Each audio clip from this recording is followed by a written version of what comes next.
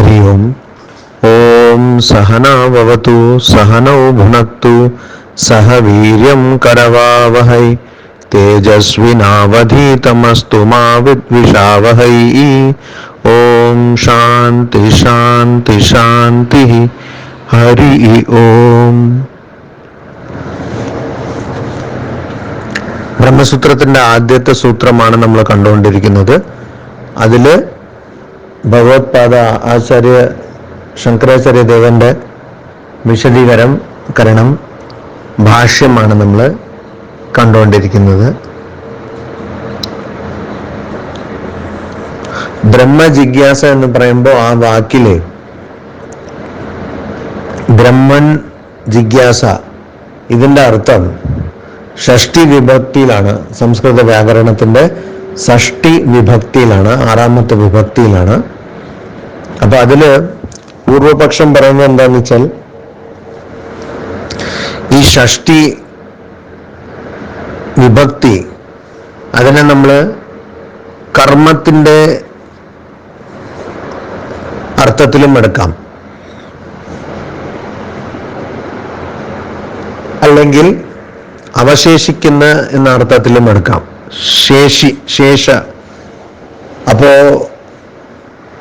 ശങ്കരാചാര്യദേവൻ പറയുന്നു ഇതുപോലെ ഇത് കർമ്മത്തിന്റെ അർത്ഥത്തിൽ മാത്രമേ എടുക്കാൻ പാടുള്ളൂ. ഒരു വാക്യത്തിൽ കർമ്മം, കർത്താവ്, കർമ്മം എന്ന് വരുന്ന ആ കർമ്മത്തിന്റെ അർത്ഥത്തിലേ എടുക്കാൻ പാടുള്ളൂ എന്ന്.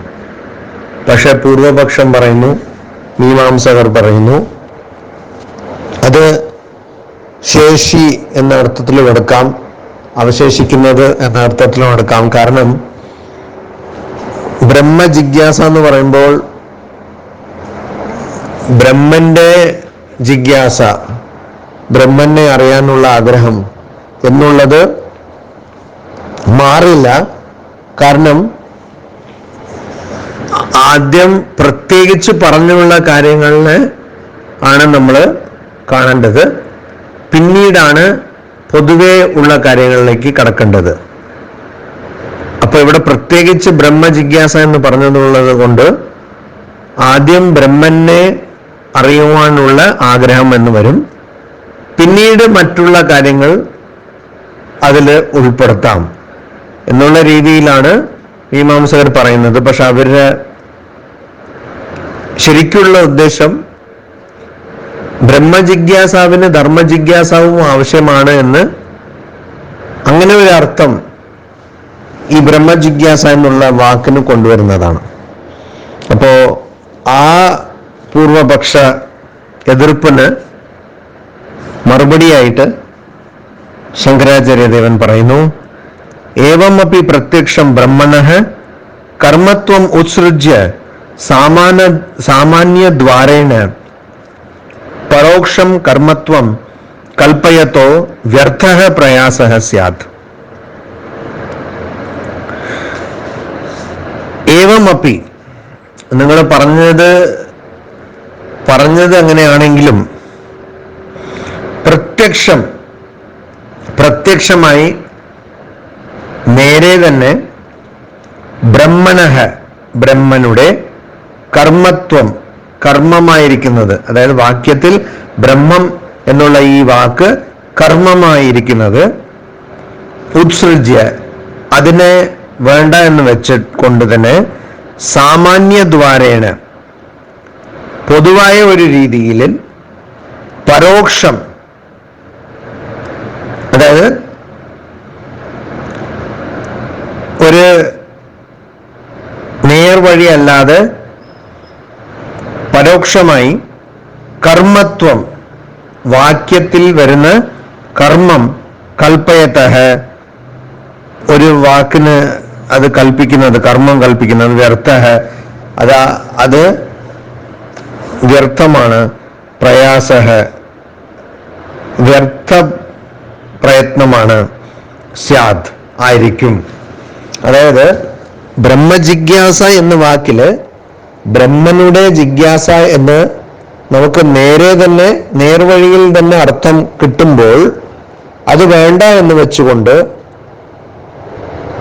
ചുറ്റുവഴിയിൽ ആ അർത്ഥം കൊണ്ടുവരുന്നത് അതിന് അങ്ങനത്തെ ഒരു പ്രയത്നം അത് വ്യർത്ഥമാണ്, അത് ആവശ്യമില്ലാത്ത ഒരു പ്രയത്നമാണ് എന്നാണ് ഇവിടെ ശങ്കരാചാര്യദേവൻ പറയുന്നത്. കാരണം പൂർവപക്ഷം പറയുന്നതിൻ്റെ അർത്ഥം, അതിൻ്റെ ശരിക്കുള്ള ഉദ്ദേശം എനിക്ക് മനസ്സിലായി, നമുക്ക് മനസ്സിലാവുന്നു എന്നുള്ള രീതിയിലാണ് ശങ്കരാചാര്യദേവൻ ഇവിടെ മറുപടി കൊടുക്കുന്നത്. അപ്പൊ അതിന്റെ ശരിക്കുള്ള ഉദ്ദേശം എന്താണ്? ഈ ചുറ്റുവഴി എന്ന് എന്തിനാ പറയുന്നത്? കാരണം അവിടെ ബ്രഹ്മജിജ്ഞാസാവിൽ ബ്രഹ്മൻ ജിജ്ഞാസ ആണ് ഇവിടെ കർമ്മം. അപ്പൊ ബ്രഹ്മജിജ്ഞാസ, ബ്രഹ്മനുടെ ജിജ്ഞാസ എന്ന് നേർവഴിയിൽ അർത്ഥം മനസ്സിലാക്കാതെ ശേഷി എന്നുള്ള അവശിഷ്ടമായിരിക്കുന്ന എന്നുള്ള രീതിയിൽ ആറാം വിഭക്തിന്റെ അർത്ഥം കൽപ്പിച്ചാൽ, അപ്പോ ബ്രഹ്മജിജ്ഞാസാവിന് ധർമ്മജിജ്ഞാസവും ആവശ്യമാണ്.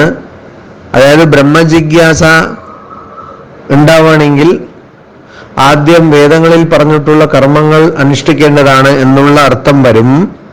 അതുകൊണ്ട് നേർവഴിയിൽ തന്നെ നമുക്ക് ഇങ്ങനെ ഒരു അർത്ഥം ലളിതമായി കിട്ടുമ്പോൾ അത് വേണ്ട എന്ന് വെച്ച് ചുറ്റി കൊണ്ട്, അതായത്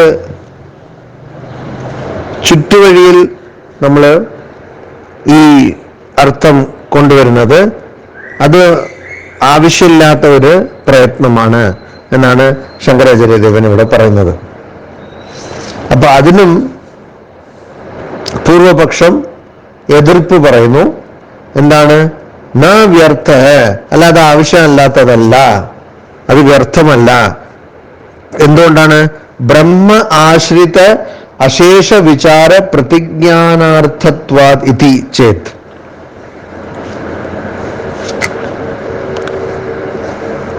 കാരണം ബ്രഹ്മ ആശ്രിത, ബ്രഹ്മനെ സംബന്ധിച്ചിട്ടുള്ള അശേഷ വിചാര എല്ലാ രീതിയിലുള്ള കാര്യങ്ങളും പ്രതിജ്ഞാനാർത്ഥത്വാത്, മനസ്സിലാക്കുന്ന കാര്യങ്ങളിലെയും മനസ്സിലാക്കാനുള്ള ശ്രമങ്ങൾ, അതായത് അന്വേഷണങ്ങൾ,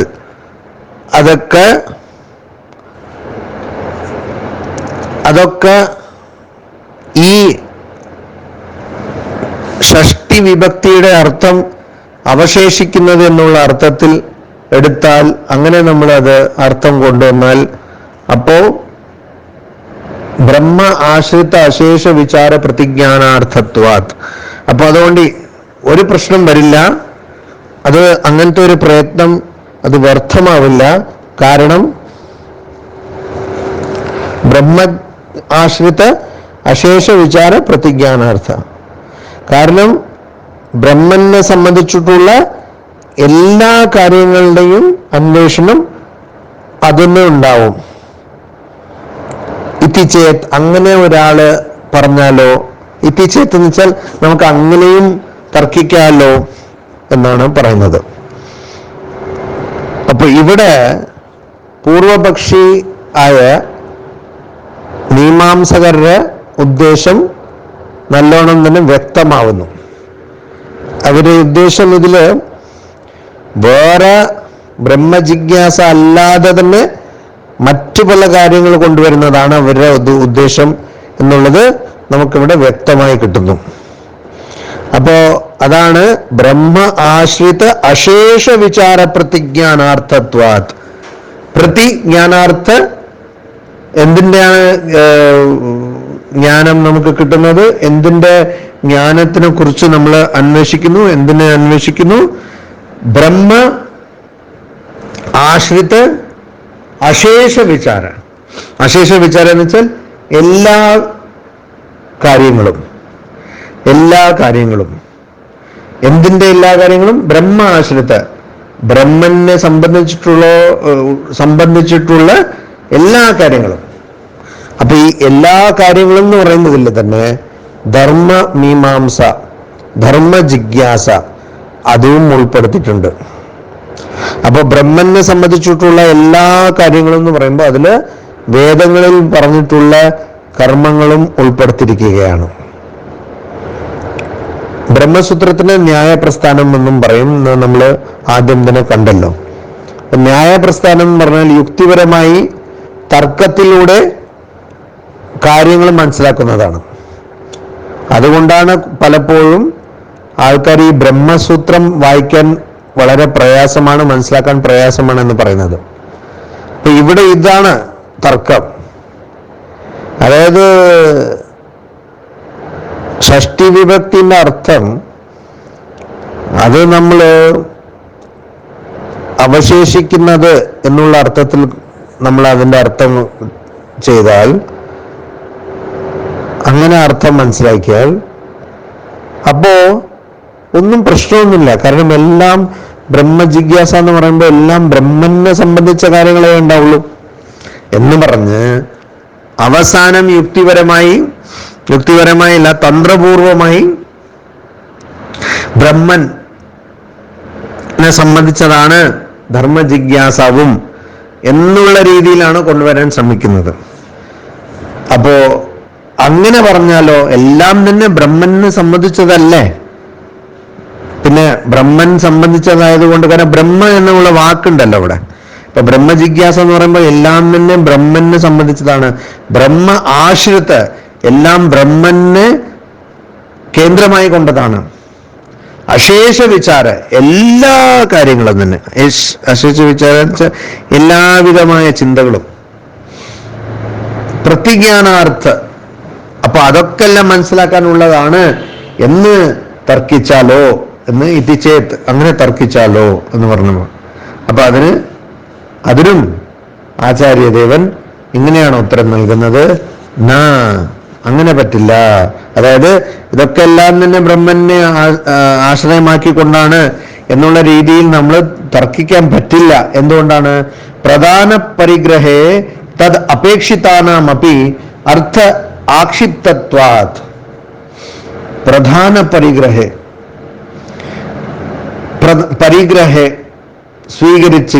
സ്വീകരിച്ചിരിക്കുന്ന സ്ഥിതിയിൽ, അങ്ങനെ ഒരു അവസ്ഥയിൽ സ്വീകരിച്ച് കഴിഞ്ഞിട്ട് സ്വീകരിച്ചാൽ പരിഗ്രഹേ അതായത് പ്രധാനമായിട്ടുള്ള കാര്യത്തിനെ നമ്മൾ സ്വീകരിച്ചാൽ തത് അപേക്ഷിതാനാം, അതിന് ആവശ്യമുള്ള കാര്യങ്ങൾ, നമ്മളൊരു പ്രധാനമായിട്ട് ഒരു കാര്യം നമ്മൾ സ്വീകരിച്ചു. അപ്പൊ തത് അതായത് ആ കാര്യത്തിന് അപേക്ഷിതാനാം ആവശ്യമുള്ള കാര്യങ്ങൾ, അപ്പി ആവശ്യമുള്ള കാര്യങ്ങളും അർത്ഥ ആക്ഷിപ്തത്വാത് അതും നമ്മൾ സ്വീകരിച്ച പോലെ തന്നെയാണ്. കാരണം അർത്ഥ ആക്ഷിപ്തത്വാത്, കാരണം അത് നമ്മൾ മനസ്സിലാക്കേണ്ടതാണ്. ഒരു പ്രധാന കാര്യത്തിന് നമ്മൾ സ്വീകരിച്ചാൽ അതിനോടൊപ്പം അനുബന്ധമായിട്ടുള്ള കാര്യങ്ങൾ അതും നമ്മളൊക്കെ സ്വീകരിച്ചതായിട്ട് നമ്മൾ മനസ്സിലാക്കേണ്ടതാണ്. അർത്ഥ ആക്ഷിപ്തത്വാത്, കാരണം അങ്ങനെ ഒരു അർത്ഥം അതിലുണ്ട്. ഇപ്പോ ചായ ഉണ്ടാക്കണം എന്ന് ഒരാൾ പറയുന്നു, കുറച്ച് ചായ ഉണ്ടാക്കാൻ പറ്റുമോ, ചായ എടുക്കാൻ പറ്റുമെന്ന്. അപ്പോ കേൾക്കുന്ന ആള് പറയുന്നു ഓ എടുക്കാമല്ലോ എന്ന്. അപ്പൊ ചായ എടുക്കണമെങ്കിൽ അതിനുള്ള കാര്യങ്ങൾ, അതായത് തീ വേണം, വെള്ളം വേണം, ചായപ്പൊടി വേണം, പാല് വേണം, പഞ്ചസാര വേണം എന്നുള്ള കാര്യങ്ങൾ അതും അതില് മനസ്സിലാക്കിക്കൊണ്ട് തന്നെ ചായ എടുക്കാന്ന് പറയുന്നു. അതായത് അത് പ്രത്യേകിച്ച് പറയേണ്ട ആവശ്യമില്ല, കാരണം അതിലത് നമ്മൾ മനസ്സിലാക്കേണ്ടതാണ്. ആ അർത്ഥം അതില് ഉൾപ്പെടുത്തിയിട്ടുള്ളതാണ്. അതാണ്. അപ്പോ പ്രധാന പരിഗ്രഹേ തത് അപേക്ഷിതാനാമപി അർത്ഥ ആക്ഷിപ്തത്വാത്. അപ്പോ അങ്ങനെ ഒരു പ്രധാനമായിട്ട് കാര്യം ഇവിടെ ചായ എടുക്കുന്നതാണ് പ്രധാന കാര്യം. അപ്പൊ ചായ എടുക്കുന്നു എന്ന് പറഞ്ഞാൽ അതിനോടൊപ്പം തന്നെ പാല്, അപ്പൊ ഞാൻ പാൽ എടുക്കട്ടെ, പിന്നെ ഞാൻ സ്റ്റവ് കൊളുത്തിട്ടെ, അല്ലെങ്കിൽ ഇൻഡക്ഷൻ ഹീറ്റർ ആണെങ്കിൽ അത് ഞാൻ ഓൺ ചെയ്യട്ടെ, വെള്ളം കൊണ്ടുവരണോ, പഞ്ചസാര വേണോ? അങ്ങനെ പഞ്ചസാര വേണമെന്ന് ചോദിക്കാം. പക്ഷെ അപ്പൊ ചായപ്പൊടി ഇടണോ? അങ്ങനെ ഓരോ കാര്യം. അപ്പൊ നിങ്ങൾ ചായ എടുക്കാന്ന് പറഞ്ഞു, പക്ഷെ ചായപ്പൊടി ഇടണമെന്ന് പറഞ്ഞില്ല, അതുകൊണ്ട് ഞാൻ ചായപ്പൊടി ഇട്ടില്ല. അങ്ങനെ പറയാൻ പറ്റില്ല.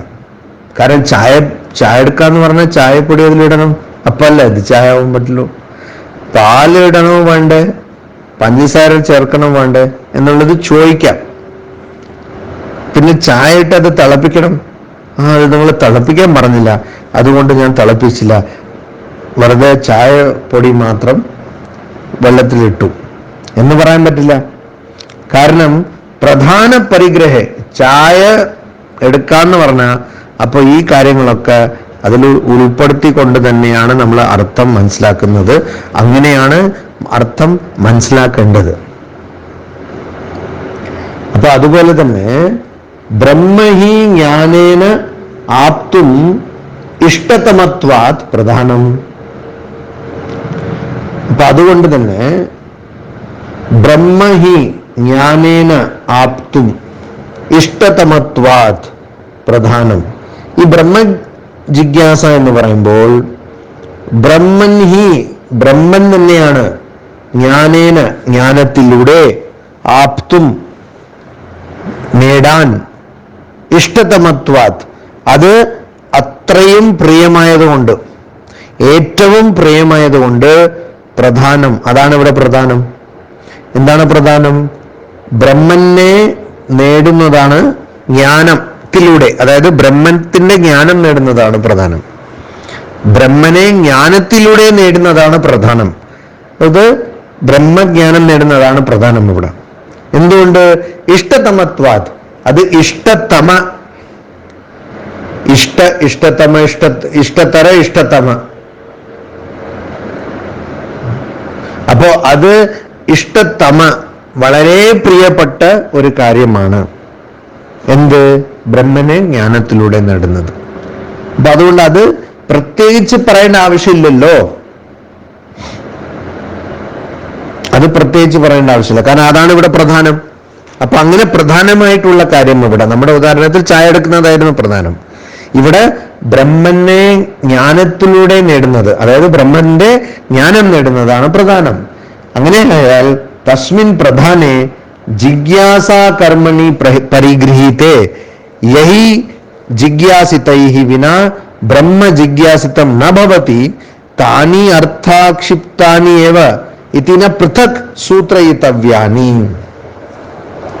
തസ്മിൻ പ്രധാനെ, അതായത് അത് പ്രധാനമാകുമ്പോൾ, ഇത് ബ്രഹ്മനെ ജ്ഞാനത്തിലൂടെ നേടുന്നത് പ്രധാനമാകുമ്പോൾ, തസ്മിൻ പ്രധാനെ, അത് പ്രധാനമാകുമ്പോൾ, ജിജ്ഞാസ കർമ്മണി,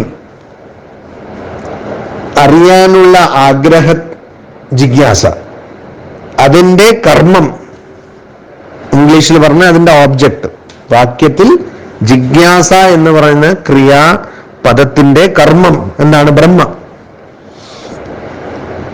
പരിഗൃഹീത്തെ, അത് നമ്മൾ സ്വീകരിക്കുന്നു. അതായത് ബ്രഹ്മജിജ്ഞാസ, അപ്പൊ ജിജ്ഞാസ എന്നുള്ള ആ വാക്കിന്റെ, ജിജ്ഞാസ എന്നുള്ള ക്രിയാപദത്തിന്റെ കർമ്മമായി ബ്രഹ്മനെ നമ്മൾ സ്വീകരിക്കുന്നു.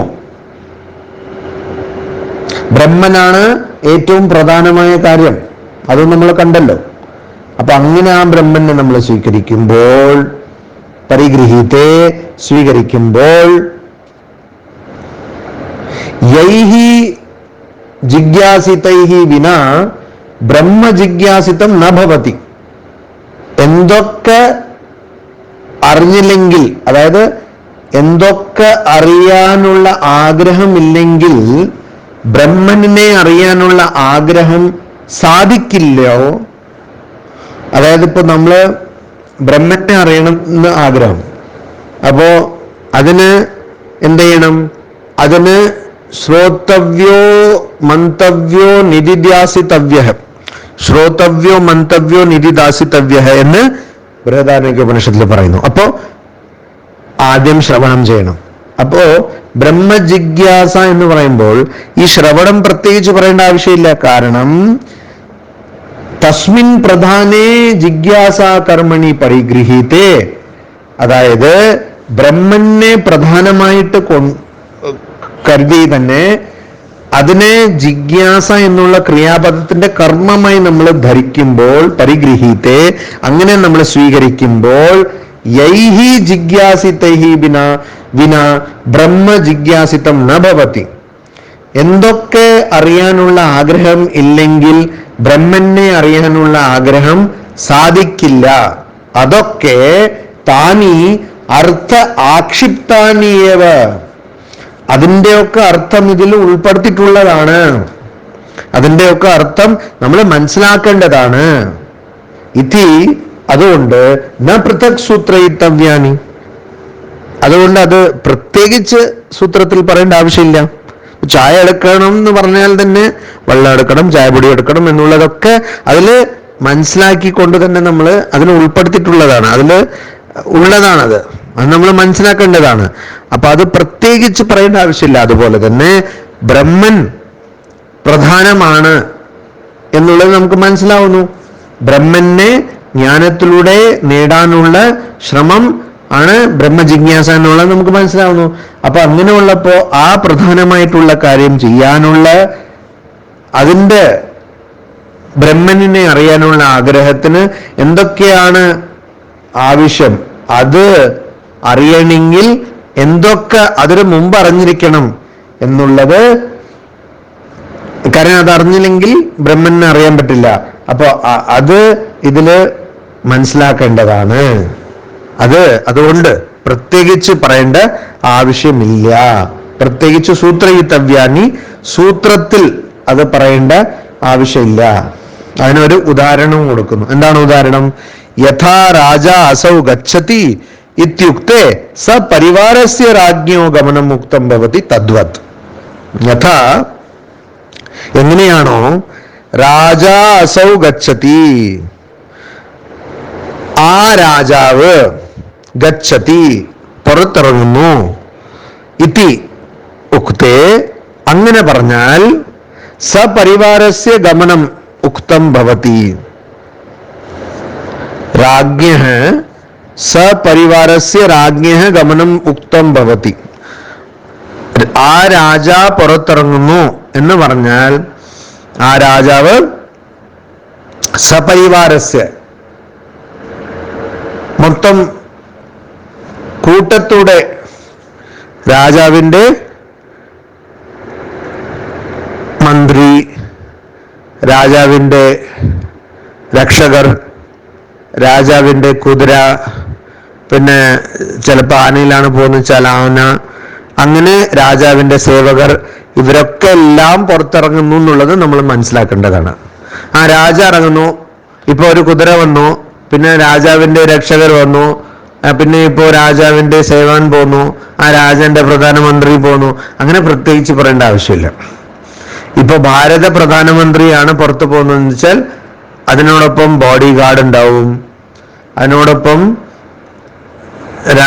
പ്രധാനമന്ത്രിയുടെ സെക്രട്ടറി ഉണ്ടാവും, അതുപോലെ ഒരുപാട് ആൾക്കാരുണ്ടാവും എന്നുള്ളത് നമ്മൾ മനസ്സിലാക്കേണ്ടതാണ്.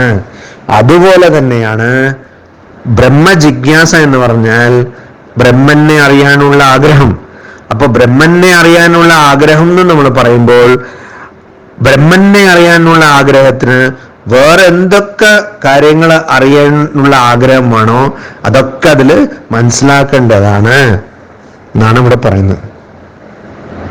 ഓം ശാന്തി ശാന്തി ശാന്തി. ഹരി ഓം തത്സത്. ശ്രീരാമകൃഷ്ണാർപ്പണമസ്തു.